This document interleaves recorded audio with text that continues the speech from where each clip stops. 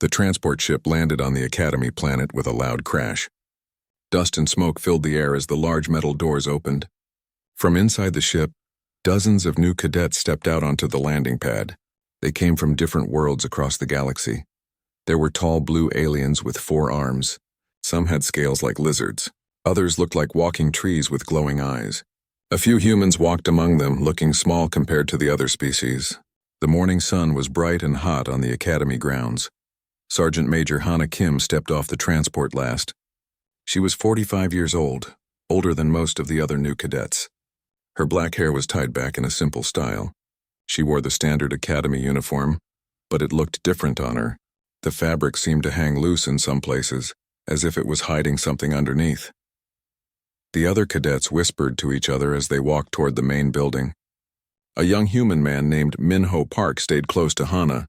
He had just finished his training on Earth and was excited to be at the famous Galactic Defense Academy. "This place is amazing," Minho said to Hana. "I heard the best warriors in the galaxy train here. The instructors are supposed to be the toughest anywhere." Hana nodded but said nothing. She looked around at the tall buildings and training grounds with calm eyes. Her face showed no fear or excitement, just quiet attention. The cadets gathered in the main courtyard. It was a huge space surrounded by gray metal walls. In the center stood a massive alien creature that made even the largest cadets look small. This was Drill Master Kale Vorthak, a Draknari warrior with dark green scales and yellow eyes that seemed to see everything. Kale was nearly 8 feet tall with arms as thick as tree trunks. Scars covered his visible skin and his teeth were sharp like a predator. He had trained thousands of warriors over many years. His voice was deep and rough like grinding stones. "Listen well, new meat," Kale shouted. His voice echoed off the walls. "This is the Galactic Defense Academy. Half of you will quit before the first month ends. The other half will wish they had quit." The cadets stood in neat rows. Some of the younger aliens shifted nervously. The humans looked small and weak compared to the others, but they tried to stand straight and proud. Kyle walked slowly in front of the formation. His heavy footsteps made the ground shake slightly. He stopped in front of different cadets, staring at them with his yellow eyes. Some looked back bravely. Others looked down at the ground. When Kale reached Hana, he stopped. She was shorter than most of the other cadets and older than all of them. Her uniform was clean but worn, like it had been used many times before. Kale leaned down so his face was close to hers. "What do we have here?" Kale said in a mocking voice. "A grandmother who thinks she can play soldier." The other cadets stayed quiet, but some smiled. A few of the alien cadets made soft laughing sounds. Minho wanted to say something to defend Hana, but he knew better than to speak during formation. Hana looked up at Kale without fear. Her brown eyes were steady and calm. She did not seem bothered by his words or his size. "Tell me about your service record, old woman," Kale demanded. "What battles have you fought? What enemies have you defeated? What makes you think you belong here with real warriors?" Hana did not answer with words. Instead, she began to unbutton her uniform jacket. The courtyard became completely silent. Even Kale stepped back slightly, confused by her action. Hana removed her jacket slowly and folded it neatly. Underneath, she wore a simple white shirt with short sleeves. What everyone saw made them gasp in shock. Her arms were covered in scars. Not small scars from accidents or training, but deep marks that spoke of terrible battles. There were long, straight cuts that had healed badly. Round burns that looked like they came from energy weapons. Jagged tears that seemed to come from claws or teeth. The scars went up her arms and disappeared under her shirt, suggesting there were many more hidden from view. Each mark was old, but still visible, like permanent reminders of pain and survival. Hana put her jacket back on and buttoned it carefully. She looked at Kale and then at the other cadets. Her face showed no pride or shame, just quiet fact. She had answered his question without saying a single word. The courtyard remained silent. Even Kale, who had seen combat on dozens of worlds, stared at her with new respect. He had scars too, but nothing like what he had just seen. The collection of wounds on her arms told stories of battles that most warriors would not survive. A young alien cadet with blue skin whispered to his friend, "How is she still alive?" Minho looked at Hana with wonder and growing respect. He had thought he knew about war from his studies and training exercises. But seeing those scars made him realize he knew nothing about real combat. Kale cleared his throat and stepped back. For the first time in many years, he was unsure what to say. The old human woman had challenged him without words and won. "Formation!" Kale finally shouted. "First training session begins in 1 hour. Anyone who cannot keep up will be sent home." As the cadets began to move toward their assigned quarters, they gave Hana more space and more respect. The whispers and jokes stopped. Even the largest and strongest aliens looked at her differently now. Minho walked beside Hana as they headed to the dormitory building. He wanted to ask her about the scars, about where she had fought and what she had seen, but something in her quiet manner told him that those questions would have to wait. "Thank you," Hana said softly to Minho. It was the first time he had heard her speak. "For what?" Minho asked. "For not asking," she replied. As they entered the building, other cadets moved aside to let Hana pass. Word was already spreading through the academy about the human woman with the terrible scars. The drill master had asked about her service, and she had shown them the answer written on her own body. The academy would never be the same. 3 days passed since Hana had shown her scars to the academy.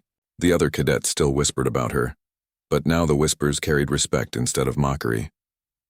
During meals, they watched her eat quietly in the corner. During classes, they noticed how she listened carefully but rarely spoke. The combat training hall was enormous. It had thick metal walls and a floor covered with soft mats. Holographic projectors created realistic battle scenes that could test any warrior. Today, Drill Master Kale announced the first real combat test. "Today you fight each other," Kale roared to the assembled cadets. "I will see who has real skill and who has only empty words.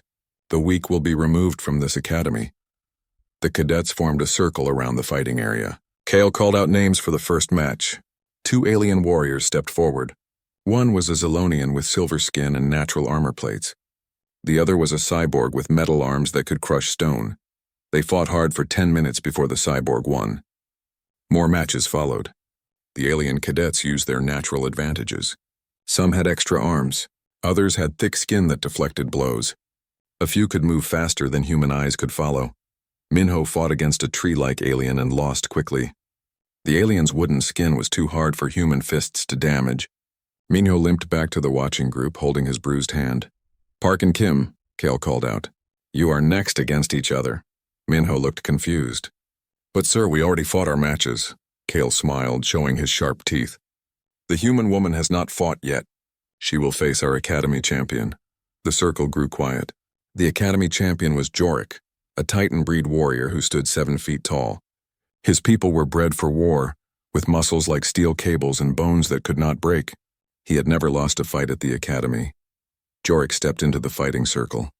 His uniform stretched tight over his massive frame. Scars covered his knuckles from countless victories. He looked down at Hana with confidence. "I will try not to hurt you too badly, old woman," Jorik said in his deep voice. Hana stepped into the circle without speaking. She looked even smaller next to Jorik. The other cadets expected the fight to end quickly. Some felt sorry for her. Kyle raised his hand. "Begin." Jorik moved fast for such a large warrior.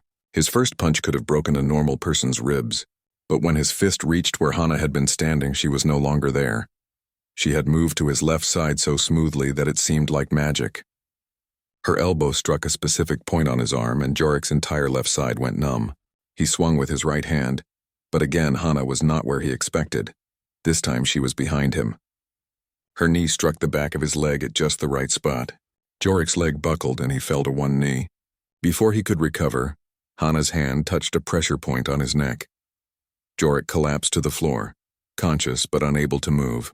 The entire fight had taken less than 30 seconds. The training hall was completely silent. No one could believe what they had just seen. Jorik was the strongest cadet in the academy's history. Hana had defeated him without throwing a single hard punch. "How did you do that?" Minho asked when Hana returned to the group. Hana helped Jorik stand up. Feeling was returning to his body, and he looked at her with amazement instead of anger. "I used his strength against him," Hana said simply. "Big and strong is not always better than small and smart." Kyle watched from across the room.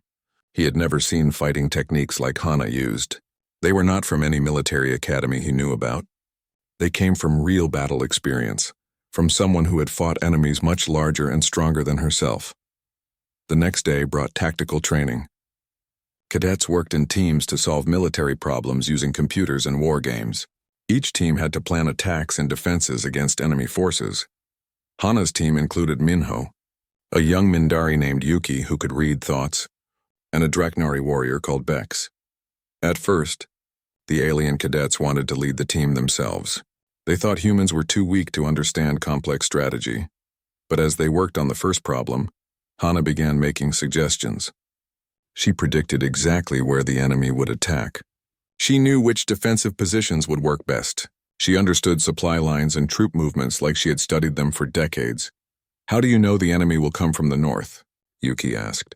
Her telepathic abilities let her sense that Hana was telling the truth, but she could not understand how. "Because the south has better cover," Hana explained, "but the north has faster escape routes. This enemy values survival over easy victories."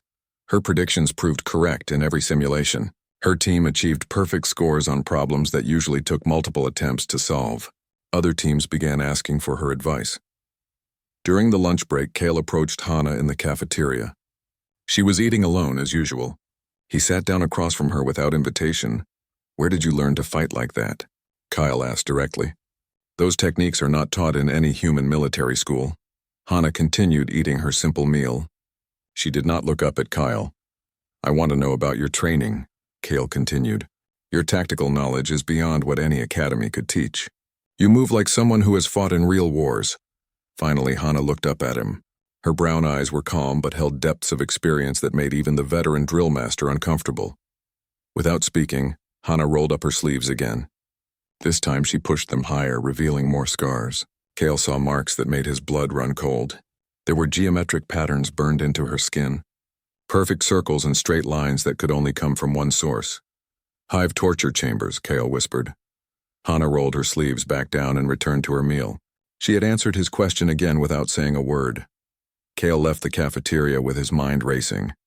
Hive torture chambers had been used during the Great Wars 20 years ago. Very few beings had ever escaped from them. Even fewer had survived the interrogation methods the Hive used.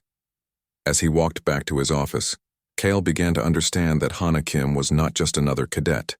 She was something much more dangerous and much more valuable than he had first thought. The alarm bells rang across the academy at dawn. Red warning lights flashed in every building. All cadets were ordered to report to the main hall immediately. Something was wrong. Commander Tella Vox stood at the front of the hall. She was a tall alien with blue skin and silver hair. As the Academy's leader, she had seen many crises, but today her face showed real worry. "We have received an emergency message from Galactic Command," she announced. "A Hive fleet has been detected moving toward our system. They will arrive in less than 2 days." The hall filled with nervous whispers. Many of the young cadets had never seen real combat. They knew about the Hive from history classes, but facing them in reality was terrifying. The Hive were insect-like aliens that traveled in massive fleets. They destroyed planets to harvest resources and left nothing alive behind them. Their ships could block out the sun, and their warriors fought without fear because they shared a group mind. "All training is suspended," Commander Vox continued. "We are now preparing for possible evacuation. Senior cadets will help organize supplies in defensive positions." As the meeting ended, panic spread through the academy. Some cadets called their homeworlds to say goodbye. Others gathered in groups to discuss escape plans. Fear filled the air like smoke. But Hana remained calm. While other cadets rushed around in confusion, she walked quietly to the supply depot. She began organizing emergency equipment with the efficiency of someone who had done this many times before. Minho found her there, checking medical supplies and counting food rations. "Hana, we need to pack our personal things," he said urgently. "The evacuation ships will be here soon." "The evacuation will fail," Hana said without looking up from her work. "There are not enough ships for everyone, and the Hive moves faster than most people think." Her words chilled Minho. "How do you know that?" Hana continued counting supplies. "Because I have seen this before." A young human cadet named Unji Seo approached them. She was brilliant with computers and strategy, one of the smartest students in the academy. Her face was pale with worry. "I have been reading about Hive tactics," Unji said. "They always send scout ships ahead of the main fleet. But our sensors have not detected any scouts." "That is because they are already here," Hana replied. "They have been watching us for weeks." Unji stared at her. "That is impossible. Our detection systems would have found them. Hana finally looked up from the supplies. Hive scouts can hide inside asteroids and space debris. They wait and watch until they know everything about their target. Then they signal the main fleet. How could you possibly know that? Yunji asked. Hana walked over to a quiet corner of the depot. She rolled up her right sleeve and showed them her shoulder. There, burned into her skin, was a perfect circle with strange symbols inside it. Yunji recognized the symbol immediately from her studies. Her face went white with shock. That is a Hive interrogation mark. They only use those on prisoners they plan to question for a long time. Yes, Hana said simply. But that means you were captured by them, Yunji whispered. No one survives Hive interrogation. The survival rate is 0. Hana rolled her sleeve back down. Almost 0. Minho felt sick to his stomach. He was beginning to understand that Hana had experienced horrors beyond his imagination. The scars on her arms were not from ordinary battles. They were from wars that most people could not even comprehend. We need to tell Commander Vox, Yunji said. If you know about Hive tactics, you could help plan our defense. She already knows, Hana replied. Why do you think a human woman with no official rank was accepted into the Academy's command program? The truth hit Minho like a physical blow. You are not here to learn. You are here to teach, Hana nodded. Earth sent me here for this exact situation.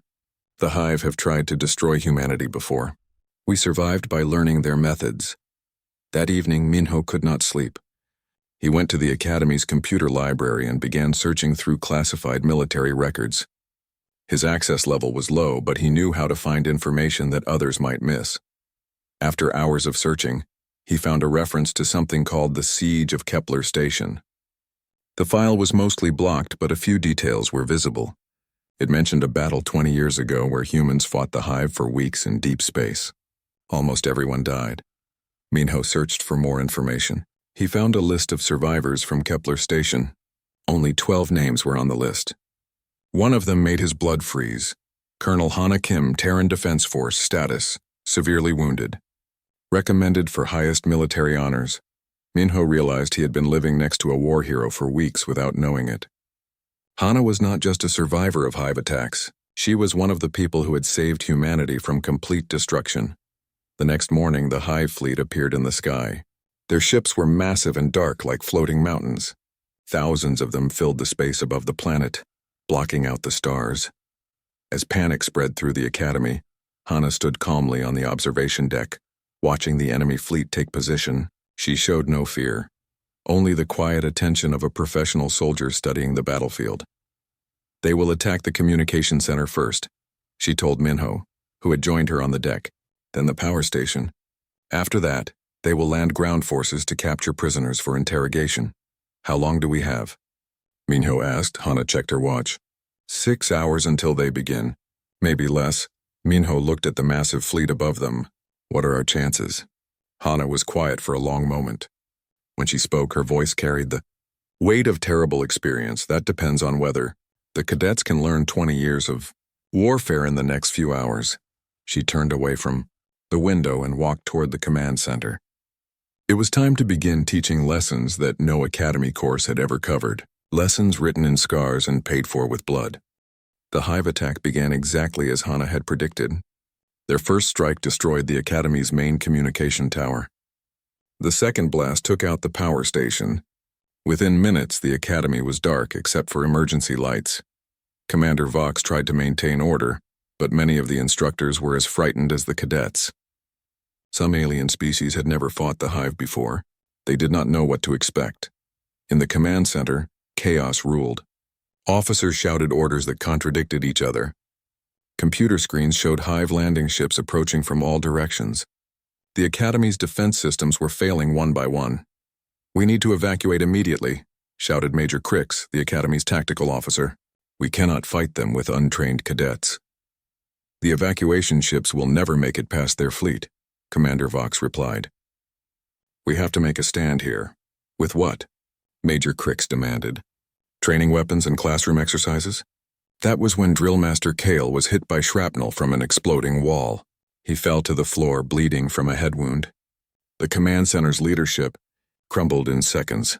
Hana stepped forward from where she had been standing quietly in the corner. Permission to take tactical command. She said to Commander Vox, "You are just a cadet." Major Kriegs protested. "You have no authority here." Hana removed her cadet uniform jacket and threw it aside. Underneath, she wore a simple shirt that revealed the full extent of her scars. Her arms, shoulders, and neck showed wounds from dozens of battles. "I am Colonel Hana Kim, Terran Defense Force," she said in a voice that cut through the chaos. "Veteran of the Kepler Station siege, the Battle of Titan's Edge, and the liberation of New Sol. I have fought the Hive for 20 years. The command center fell silent. Even Major Crick stopped arguing. "Commander Vox, I request permission to coordinate the defense," Hana said formally. Commander Vox looked at the chaos around her, then at Hana's calm confidence. "Permission granted, Colonel." Hana moved to the central command console. Her fingers flew over the controls as she analyzed the enemy's attack pattern. Within moments, she had identified their strategy. "They are not trying to destroy us," she announced. "They want prisoners for interrogation. That gives us an advantage." "How is that an advantage?" Major Crix asked. "Because they will hold back their most powerful weapons," Hana explained. "They need some of us alive." She began issuing orders with the speed and precision of someone who had commanded in real battles. Cadets were organized into mixed species teams. Defense positions were established using the Academy's training facilities. Minho found himself leading a squad of alien cadets he barely knew. They looked to him for guidance, but he felt completely unprepared. "I do not know what to do," he admitted to Hana when she passed his position. "You know more than you think," she told him. "Trust your training and trust your people. The Hive expect us to panic. When we do not, they make mistakes." The first wave of Hive warriors landed in the Academy courtyard. They were large insect-like creatures with sharp claws and acid-spitting mouths. Their chitinous armor could deflect most weapons, but Hana had prepared for this. She had positioned the cadet teams in unexpected locations using tactics that the Hive had never encountered before. Instead of meeting them head-on, the defenders attacked from above and behind. Yunji's technical skills proved valuable as she hacked into the Academy's training systems. She activated holographic projectors that confused the Hive warriors with false targets and misleading corridors. The battle raged for hours. The Academy's defenders were outnumbered 10-1, but they used every advantage their mixed species could provide. Draknari strength, human cunning, Mindari telepathy, and Zalonian speed worked together in ways the Hive could not predict. During a brief pause in the fighting, the surviving cadets gathered in the main hall. They were exhausted, wounded, and frightened. Some wanted to surrender. Hana stood before them, her uniform torn and stained with blood. She looked at each cadet, human and alien alike. "You want to know about my scars," she said quietly. "Each one represents a battle from the extermination wars. 20 years ago, 3 alien civilizations decided that humans were too dangerous to exist. They tried to wipe out our entire species. The hall was completely silent. Even the wounded stopped moving to listen. I was part of the Lost Battalion," Hana continued. "We fought for 3 years in deep space, cut off from Earth with no hope of rescue. We watched our friends die one by one. We saw entire human colonies burn to nothing." She rolled up her sleeves, revealing the geometric scars. "These are from Hive torture chambers. They captured me during the siege of Kepler Station. For 6 months, they tried to break my mind to learn human military secrets." She showed them the plasma burns on her arms. "These are from Draknari flame weapons. Yes, your own people once tried to kill mine." Finally, she revealed thin, precise cuts on her hands. "These are from Mindari psychic blades. They used mental torture as well as physical pain." The alien cadets looked ashamed. Their species had participated in humanity's near extinction. "But I do not tell you this for revenge," Hana said. "I tell you so you understand what we are fighting for. The Hive do not want to conquer us. They want to erase us completely. Every species, every culture, every individual who thinks differently than they do." She pointed to the mixed group of cadets. "This is what they fear most. Different species working together, learning from each other, protecting each other. They cannot understand cooperation, so they cannot defeat it." A young Draknari cadet raised his hand. "Colonel, why did you come here? Why risk yourself to save us when our people once tried to destroy yours?" Hana smiled for the first time since the battle began. "Because that is what humans do. We protect others, even those who have hurt us. We believe that yesterday's enemies can become tomorrow's friends." She looked around at all the cadets. "You are no longer students. You are warriors defending everything that makes life worth living. The diversity, the hope, the chance for different peoples to build something better together. The hall erupted in cheers. Humans and aliens stood together, ready to continue the fight. They had learned something more valuable than any military tactic. They had learned why some things were worth dying for. Outside, the hive prepared for their final assault. But inside the academy, something had changed. The frightened cadets were gone, replaced by a united force that understood their purpose. Hana's wounds had finally spoken their most important lesson. They whispered of survival, sacrifice, and the unbreakable strength found in unity across all differences. The final hive assault came at dawn. Their remaining forces gathered in the sky above the academy, preparing for one last overwhelming attack. But something unexpected happened. Instead of landing more troops, they began to retreat. From the command center, Hana watched the enemy ships pulling back into space. The other officers could not understand what they were seeing. "Why are they leaving?" Commander Vox asked. "They still outnumber us." "Because they failed in their primary mission," Hana explained. "They came here to capture prisoners and study our defensive methods. Instead, they learned that united species fight better than they expected." Major Crix looked at the tactical displays. "Our casualties were surprisingly low. How did we hold them off with just cadets and training weapons?" Hana smiled slightly. "Because you stopped thinking like separate species and started thinking like a team." The hive cannot understand that concept. As the enemy fleet disappeared into space, cheers erupted throughout the academy. Cadets who had never expected to survive embraced each other. Humans and aliens celebrated together without thinking about their differences. But the celebration was interrupted by the arrival of galactic command ships. Admiral Korvax, Supreme Commander of the Defense Force, came aboard the academy with his staff. He was an imposing Draknari with golden scales and eyes that had seen 1,000 battles. When Admiral Korvax entered the command center, he ignored everyone else and walked directly to Hana. "Colonel Kim," he said formally, "it is good to see you again." The room went silent. No one had realized that Hana held such a high rank or knew the Supreme Commander personally. "Admiral," Hana replied with a slight bow. "The cadets performed excellently." "Indeed they did," Admiral Korvax said. "I have reviewed the battle recordings. Your defensive strategy was masterful. You achieved something most experienced officers could not do."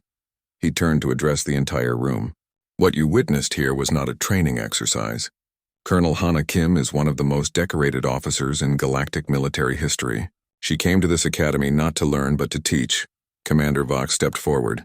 "Sir, why was this information classified?"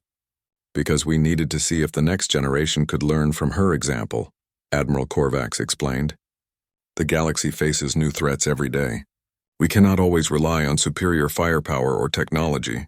Sometimes we must rely on wisdom earned through sacrifice." He gestured to Hana. "Colonel Kim survived the extermination wars when 3 civilizations tried to destroy humanity. She endured torture that would break most minds. She fought battles that should have been impossible to win. And she learned that our strength comes not from our weapons but from our willingness to protect each other." Minho finally understood why Hana had been accepted into the academy despite her age. "She was sent here to prepare us for something." "Yes," Admiral Korvax confirmed.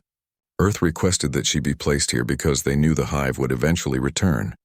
Humanity wanted to ensure that other species understood the true cost of war and the value of unity."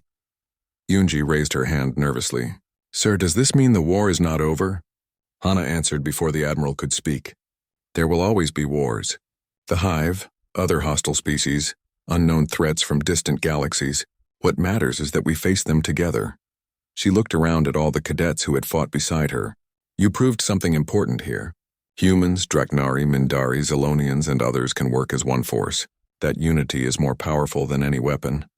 Over the following days, news of the Academy's victory spread throughout the galaxy. Military schools on dozens of worlds began requesting copies of the battle recordings.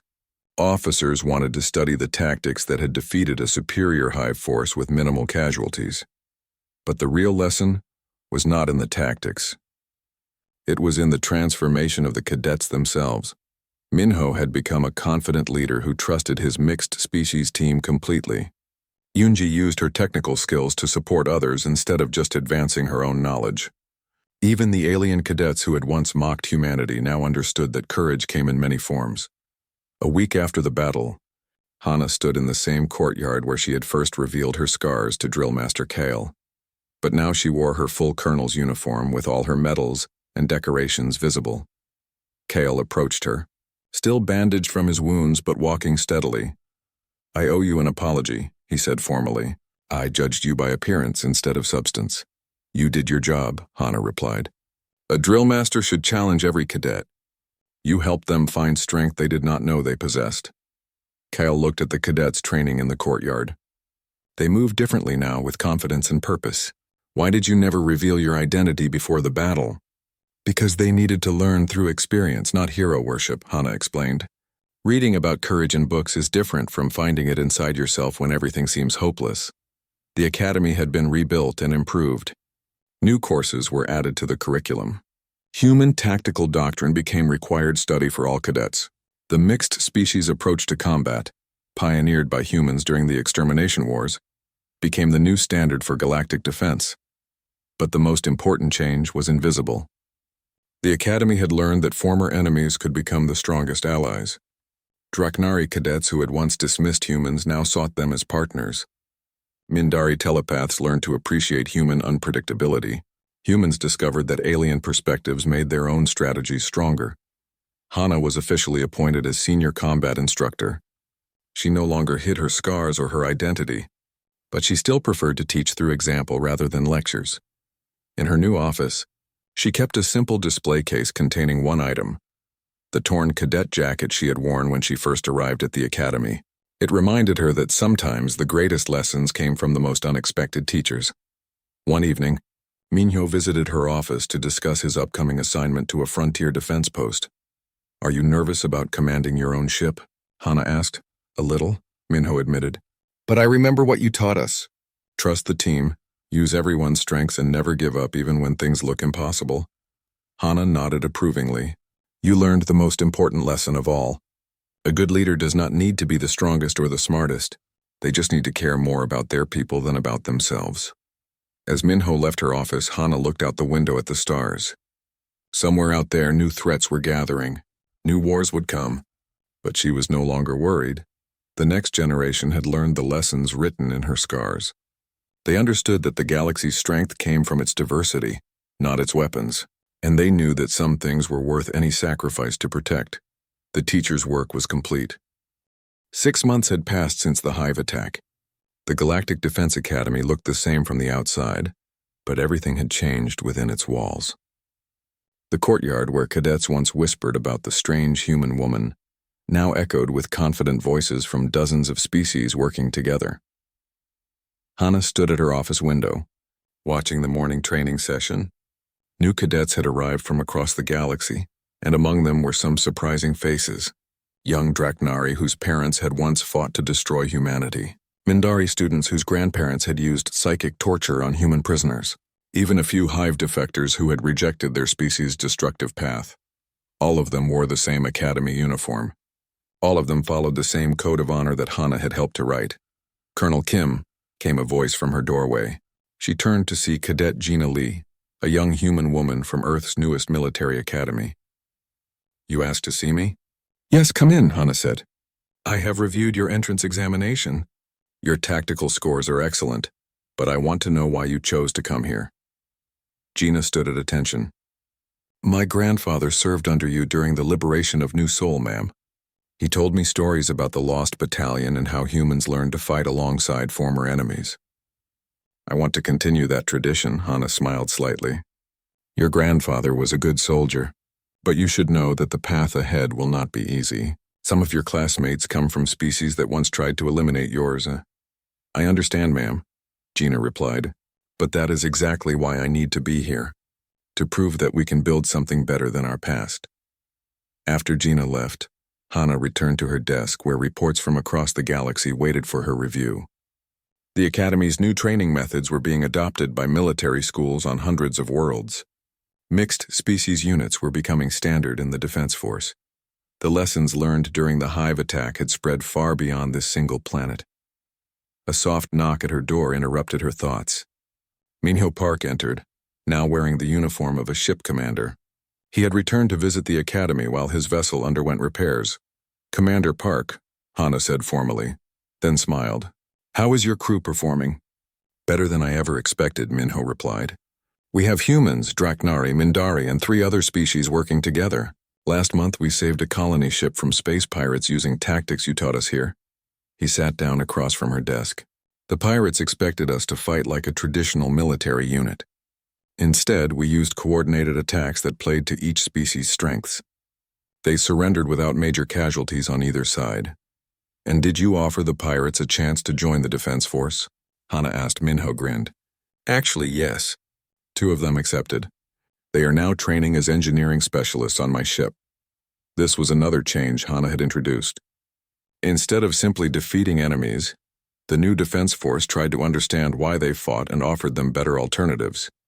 It did not work with fanatics like the Hive, but it had converted many smaller hostile groups into allies. That evening, the Academy held its monthly memorial service. In the center of the courtyard stood a simple stone monument, listing the names of everyone who had died defending the Academy during the Hive attack. The list was surprisingly short thanks to Hana's leadership, but each name represented someone who had chosen to protect others rather than save themselves. Cadets from every species gathered around the monument. They came from worlds that had been enemies for centuries, but here they stood together in shared respect for the fallen. Yunji Seo, now a lieutenant instructor at the Academy, led the ceremony. She had chosen to stay and teach rather than accept a field assignment.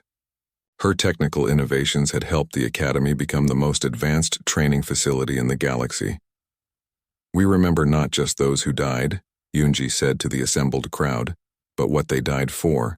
They gave their lives so that different peoples could learn to trust each other. They proved that unity is stronger than hatred. After the ceremony, Hana walked alone to a quiet part of the Academy grounds. She often came here to think about the past and consider the future. Tonight she was not alone for long. A group of senior cadets approached her, led by Yuki, the young Mindari who had served on her team during the battle. They had all graduated but chose to remain at the Academy as junior instructors. Colonel, Yuki said, we have been talking about establishing a new tradition. What kind of tradition? Hana asked. We want to create a wall of remembrance, explained Bex, the Draknari warrior who had also been on her team, not just for those who died in battle, but for those who survived terrible wars and used their experience to teach others. They led her to a wall near the entrance of the Academy. Workers had been busy installing metal plaques with names and brief descriptions. Hana read a few of them and realized they were all war veterans who had become teachers and leaders. At the center of the wall, larger than the others, was a plaque that made Hana stop breathing for a moment. Colonel Hana Kim, Terran Defense Force, survivor of the extermination wars, teacher of unity. Her scars became lessons. Her pain became wisdom. Her sacrifice became hope. We know you do not like attention, Yuki said gently. But your story needs to be remembered, not just by us but by every cadet who comes here. Hana touched the plaque with trembling fingers. I was not the only survivor. Many others also carried the lessons of war. But you were the one who chose to share those lessons, Bex replied. You could have remained hidden on Earth.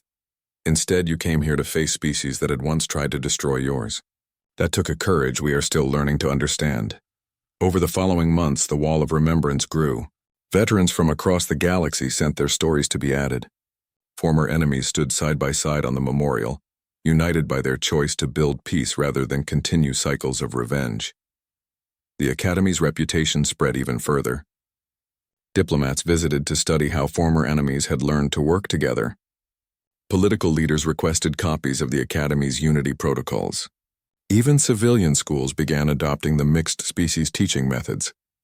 1 year after the Hive attack, Hana received an unexpected visitor. Admiral Korvax arrived with a small delegation that included representatives from Earth, Draknar, Mindara, and a dozen other worlds. Colonel Kim, Admiral Korvax announced formally, you are hereby promoted to the rank of general and appointed as Director of Interspecies Military Education for the entire Galactic Defense Force. The promotion ceremony was held in the same courtyard where Hana had first revealed her scars, but this time, instead of shock and silence, the assembled crowd cheered with genuine respect and affection. General Hana Kim stood before cadets from 50 different species. In the front row sat Minho, Yunji, Yuki, Bex, and hundreds of others who had learned from her example. Behind them were new cadets who had come specifically to train under the legendary human teacher. "I accept this position," Hana said simply, "not as an honor for myself, but as a responsibility to all of you. The lessons we have learned here must spread to every corner of the galaxy." She gestured to her scars, which were now visible on her dress uniform. "These marks once represented only pain and loss, but you have helped transform them into something greater. They now represent hope, healing, and the possibility of redemption." A young Hive defector named Kix raised his hand. "General, how do we convince others to trust former enemies the way you trusted us?" Hana smiled at the insect-like cadet who had risked everything to reject his species' destructive path. "By proving through our actions that change is possible. Every day you choose cooperation over conquest, you make the galaxy a little safer for everyone." After the ceremony, Hana returned to her office to find a special gift waiting on her desk. It was a new uniform jacket, but this one was different.